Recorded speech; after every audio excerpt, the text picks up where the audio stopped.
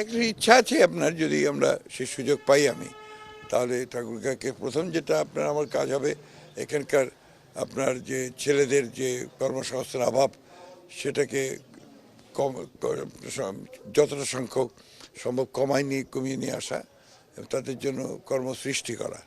এরপর কৃষি প্রধান দেশ, কৃষি ভিত্তিক শিল্প তৈরি করা, এবং আমার এখানে ইচ্ছে আছে আরও অনেকগুলো কমিটমেন্ট আছে আমার, সেই কমিটমেন্টগুলো আমি পালন করতে চাই। ম্যানিফেস্টোতে বলেছি এত অল্প পরিসরে তো সেটা বলা যাবে না, তো আমরা দেশকে একটা গণতান্ত্রিক এবং একটা সমৃদ্ধ অর্থনীতি সমৃদ্ধ একটি দেশে পরিণত করতে চাই, দারিদ্র্য দূর করতে চাই, কৃষক শ্রমিকের সমস্যা দূর করতে চাই। বেশি প্রাধান্য পাবে এটা আপনি দেখেছেন, আমরা এর আগে 2016 সালে আপনার ভিশন 2030 অথবা আপনার 23 সালে যখন আমরা আপনার 31 দফা দিই, একই বিষয়গুলো আছে সেখানে।